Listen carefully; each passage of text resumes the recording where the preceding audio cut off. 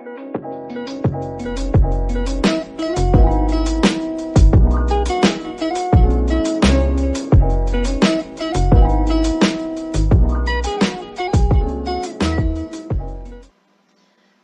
dalam kesempatan kali ini saya akan menjelaskan mengenai rencana pelaksanaan pembelajaran atau RPP yang saya buat untuk memenuhi tugas mata kuliah, materi, dan pembelajaran IPA oleh dosen pengampu kami yaitu Bu Erika Fitriwardani.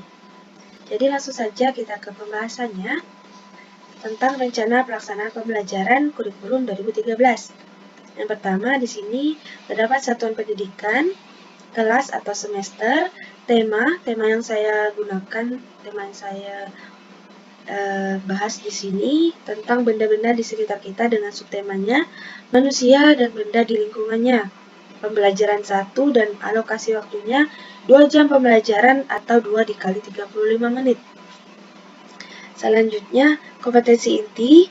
Jadi dalam kompetensi inti kurikulum 2013 ini terdapat 4 macam kompetensi. Yang pertama, menerima atau menjalankan ajaran agama yang dianutnya. Kemudian, menunjukkan perilaku jujur, disiplin, tanggung jawab, santun, peduli, dan percaya diri dalam berinteraksi dengan keluarga, teman, guru, dan tetangga. Yang ketiga, memahami pengetahuan faktual dengan cara mengamati, yaitu mendengar, melihat, membaca, dan menanya. Berdasarkan rasa ingin tahu tentang dirinya, makhluk ciptaan Tuhan dan kegiatannya, serta benda-benda yang dijumpai di rumah dan di sekolah. Lalu, menyajikan pengetahuan faktual dalam bahasa yang jelas, sistematis, dan logis dalam karya yang mencerminkan anak sehat dan dalam tindakan yang mencerminkan perilaku anak beriman dan berakhlak mulia. Selanjutnya, kompetensi dasar dan indikator. Jadi, dalam kompetensi dasar ini yang pertama, 3.6 menerapkan sifat-sifat bunyi dan keterkaitannya dengan indera pendengaran. Jadi, menerapkan ini masuk ke dalam taksonomi Bloom, yaitu C3, dengan indikatornya menjelaskan pengertian bunyi dan sifat-sifat bunyi, serta mengidentifikasi sifat bunyi berdasarkan sebuah percobaan. Lalu, 4.6 menyajikan laporan hasil percobaan tentang sifat-sifat bunyi dengan indikatornya membuat laporan hasil percobaan tentang sifat-sifat bunyi. Adapun di sini tujuan pembelajarannya yang pertama, dengan membaca buku cetak tentang tema bunyi, siswa memahami pengertian bunyi serta menjelaskan kepada teman-teman sekelasnya. Yang kedua, setelah kegiatan membaca tadi, siswa dapat membuat kesimpulan dan pemahamannya sendiri mengenai pengertian bunyi dan sifat-sifatnya. Lalu, dengan menyimak penjelasan dari guru, siswa memahami materi bunyi dan sifat-sifatnya dengan benar. Dan yang terakhir, dengan melakukan percobaan singkat mengenai sifat-sifat bunyi, siswa dapat membuat kesimpulan dan hasil percobaan, lalu kemudian mengkomunikasikannya di depan kelas. Adapun materi pembelajarannya, di sini yang pertama pengertian bunyi dan sifat-sifatnya, kedua sifat-sifat bunyi dan keterkaitannya dengan indera pendengaran. Lalu pendekatan metode dan model pembelajaran. Pendekatan yang saya gunakan di sini pendekatan saintifik, metodenya ceramah, diskusi, dan demonstrasi. Lalu modelnya model pembelajaran kooperatif atau cooperative learning. Jadi bisa dibaca sendiri. Di sini saya mencantumkan langkah-langkah kegiatan model pembelajaran kooperatif. Selanjutnya bahan ajar, yaitu buku cetak IPA kelas 5 dan alat dan bahan untuk praktikum. Jadi saya akan melakukan praktikum di kelas. Kegiatan pembelajarannya masuk kepada pendahuluan terlebih dahulu dengan waktunya 15 menit. Jadi deskripsinya yang pertama, kita mengajak semua siswa berdoa menurut agama dan keyakinan masing-masing untuk mengawali kegiatan pembelajaran. Yang kedua,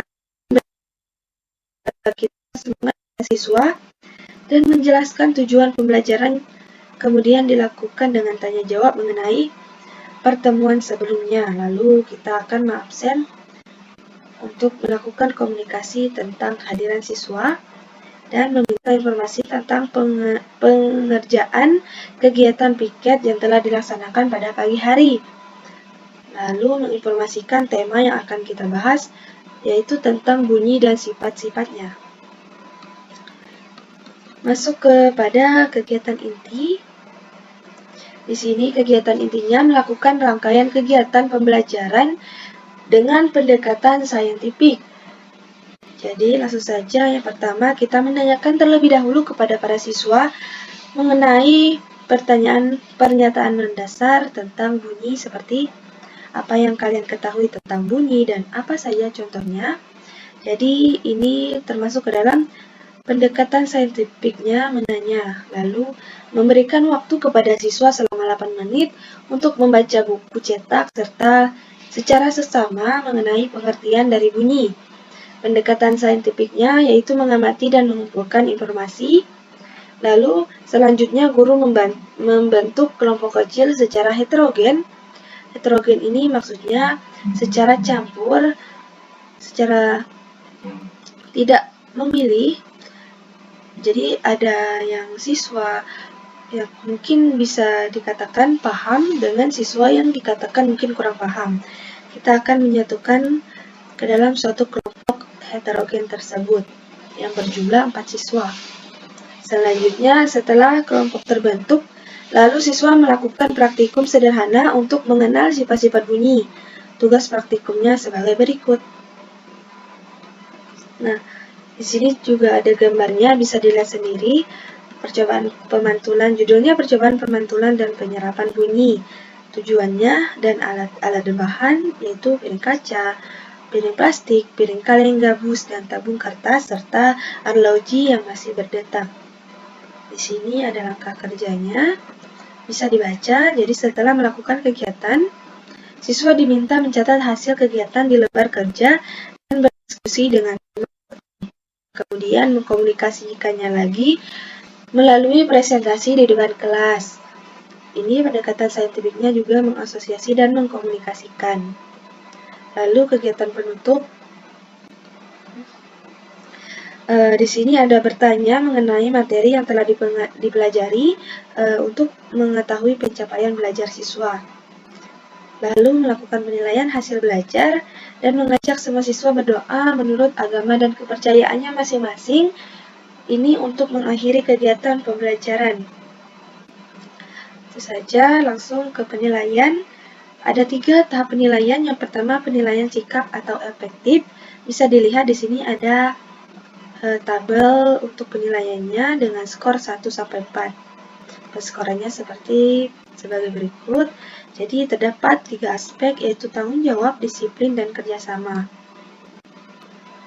Selanjutnya dalam penilaian keterampilan juga terdapat tabel seperti pada yang saya tampilkan ini, dan penilaian pengetahuan atau kognitif siswa melalui soal evaluasi. Jadi saya menambahkan soal evaluasi di sini ada 10 soal pilgan yang mungkin mengukur sudah seberapa jauh para siswa dalam memahami penjelasan yang saya ajarkan tentang sifat bunyi, dan itu saja saya rasa yang bisa saya jelaskan. Lanjut ke RPP yang kedua. Lanjut saja. Yang pertama, rencana pelaksanaan pembelajaran kurikulum 2013. Di sini terdapat satuan pendidikan, kelas atau semester, tema. Di sini saya mengambil tema sistem pernapasan dengan subtemanya organ pernapasan pada manusia. Pembelajaran 1, alokasi waktunya 2 jam pembelajaran atau 2 kali 35 menit. Yang pertama, kompetensi inti.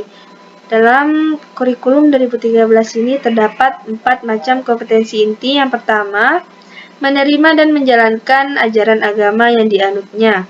Yang kedua, menunjukkan perilaku jujur, disiplin, tanggung jawab, santun, peduli, dan percaya diri dalam berinteraksi dengan keluarga, teman, guru, dan tetangga. Yang ketiga, memahami pengetahuan faktual dengan cara mengamati, yaitu mengamati, mendengar, melihat, membaca, dan menanya berdasarkan rasa ingin tahu tentang dirinya, makhluk ciptaan Tuhan dan kegiatannya, serta benda-benda yang dijumpainya di rumah dan di sekolah. Yang terakhir, menyajikan pengetahuan faktual dalam bahasa yang jelas, sistematis dan logis, dalam karya yang mencerminkan anak sehat, dan dalam tindakan yang mencerminkan perilaku anak beriman dan berakhlak mulia. Selanjutnya, kompetensi dasar dan indikator. Di sini, di kompetensi dasar ini saya mengambil kompetensi dasar 3.2, yaitu menjelaskan organ pernapasan dan fungsinya pada hewan dan manusia, serta cara memelihara kesehatan organ pernapasan pada manusia. Karena menjelaskan ini merupakan kata kerja yang dalam taksonomi Bloom terdapat ke dalam C1. Maka dari itu indikatornya menyebutkan apa saja yang termasuk ke dalam alat pernapasan pada manusia, lalu menjelaskan fungsi dari masing-masing alat pernapasan pada manusia, serta cara memelihara organ pernapasan pada manusia. Selanjutnya, 4.2 yaitu membuat model sederhana organ pernapasan manusia. Membuat ini kata kerjanya ke dalam taksonomi Bloom yaitu 5. Dengan indikatornya merupakan model sederhana tentang organ pernapasan pada manusia. Selanjutnya, tujuan pembelajaran. Tujuan pembelajaran yang pertama, setelah mengamati gambar, siswa mengetahui apa saja yang termasuk ke dalam organ pernapasan pada manusia. Yang kedua, setelah mengamati gambar, siswa mampu menyebutkan nama dari masing-masing organ pernapasan pada manusia. Yang ketiga, dengan menyimak penjelasan dan mencermati gambar, siswa mampu mengetahui letak organ pernapasan pada manusia dengan benar dan mengetahui fungsi dari masing-masing organ pernapasan pada manusia. Yang terakhir, dengan membuat model sederhana tentang organ pernapasan paru-paru pada manusia, siswa mampu memahami cara kerja dari organ pernapasan tersebut. Kemudian lanjut ke materi pembelajaran. Di sini saya menampilkan beberapa gambar tentang materi yang akan saya ajarkan, dan lanjut ke pendekatan metode dan model pembelajaran. Yang pertama, saya menggunakan pendekatan saintifik. Yang kedua, metodenya saya menggunakan metode ceramah, tanya jawab, dan demonstrasi. Model pembelajarannya yaitu model pembelajaran langsung atau direct learning. Di sini saya juga menambahkan langkah-langkah model pembelajaran langsung. Yang pertama, mengulas kembali pemahaman siswa tentang materi yang telah dikuasai sebelumnya. Pada saat ini, guru juga akan memberikan soal agar bisa menakar kemampuan siswa dalam penguasaan materi. Yang kedua, memberikan bahan materi ajar. Dalam sesi ini, guru memberikan materi dan mempresentasikan materi beserta contoh dari konsep peraga fisik. Selanjutnya, capek. Langkah-langkah.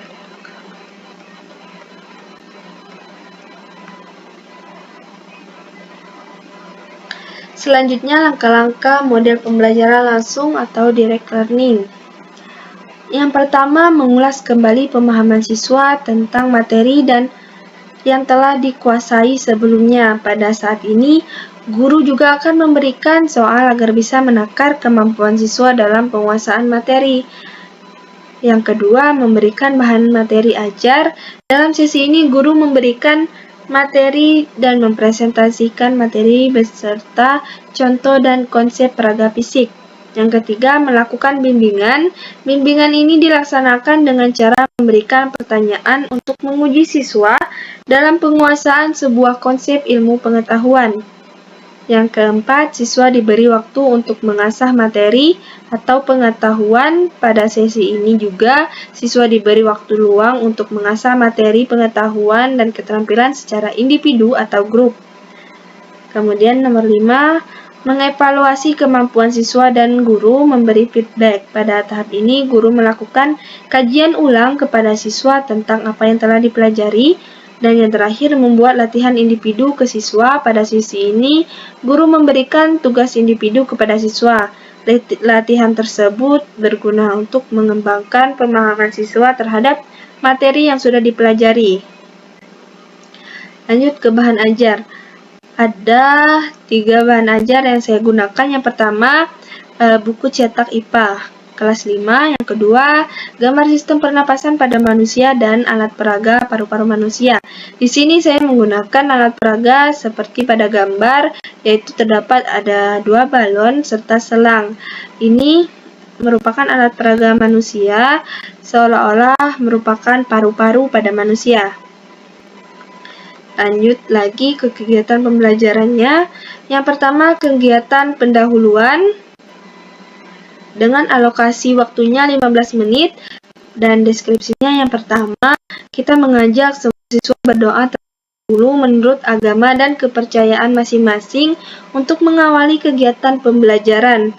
Yang kedua, memberikan motivasi untuk membangkitkan semangat para siswa dan menjelaskan tujuan pembelajaran yang dilakukan dengan tanya jawab tentang pelajaran pada pertemuan sebelumnya, lalu melakukan komunikasi tentang kehadiran siswa, meminta informasi dari siswa mengenai kegiatan piket yang telah dilaksanakan pada hari ini, dan bertanya tentang hubungan kebersihan kelas dengan kenyamanan kegiatan pembelajaran dan sistem pernapasan sesuai dengan materi yang akan dibahas. Lalu menginformasikan tema yang akan kita bahas, yaitu tentang alat pernapasan pada manusia. Kemudian dalam kita masuk ke kegiatan intinya, yang pertama di sini kita melakukan rangkaian kegiatan pembelajaran dengan pendekatan saintifik. Yang pertama, menanyakan kepada para siswa tentang pentingnya sistem pernapasan pada manusia secara umum, seperti apa yang kalian ketahui tentang pernapasan pada manusia dan apa yang terjadi jika suatu makhluk hidup tidak bernapas. Di sini saya melakukan kegiatan ini dengan pendekatan saintifik, yaitu menanya dan menalar. Kemudian menampilkan gambar sistem pernapasan pada manusia. Siswa kemudian mengamati dan menyebutkan apa saja yang termasuk alat pernapasan pada manusia yang diketahui. Di sini juga melibatkan pendekatan saintifik, yaitu mengamati dan mengobservasi. Adapun gambar yang saya tampilkan sebagai berikut. Bisa dilihat, lalu saya akan melakukan tanya jawab kepada siswa tentang nama dari masing-masing alat pernapasan dan fungsinya, yaitu pendekatan saintifiknya menanya. Guru menjelaskan sistem pernapasan dan alat pernapasannya serta fungsinya, dan siswa kemudian diminta menyimak penjelasan guru dengan seksama, lalu mendemonstrasikan tentang alat pernapasan paru-paru pada manusia melalui alat peraga atau media yang telah disiapkan sebelumnya. Siswa diminta mengamati dan menuliskan cara kerja paru-paru berdasarkan media pembelajaran yang saya tampilkan. Lalu siswa membuat kesimpulan tentang alat peraga yang ditampilkan, kemudian mengkomunikasikannya melalui presentasi di depan kelas. Lalu masuk ke kegiatan penutup. Yang pertama, bertanya jawab mengenai materi yang telah kita pelajari hari ini untuk mengetahui pencapaian belajar siswa. Yang kedua, melakukan penilaian hasil belajar, lalu mengajak semua siswa berdoa menurut agama dan kepercayaannya masing-masing untuk mengakhiri kegiatan pembelajaran. Lanjut ke penilaian. Di sini penilaian terdapat tiga tahap penilaian. Yang pertama, penilaian sikap atau efektif. Terdapat, bisa dilihat sendiri, ada tanggung jawab, disiplin, serta kerjasama siswa selama proses pembelajaran. Di situ saya akan menilainya dengan pedoman penskoran seperti ini. Lalu masuk ke penilaian keterampilan, bisa dilihat juga, dan penilaian pengetahuan atau kognitifnya. Saya menambahkan soal evaluasi. Di sini terdapat 5 pilihan ganda dan saya juga menambahkan 5 pilihan esai. Maka dari itu, skor yang saya gunakan setiap satu soal yaitu 20 penskoran. Baiklah, saya rasa hanya itu yang bisa saya sampaikan. Semoga bermanfaat. Kepada teman-teman yang sudah menonton, terima kasih.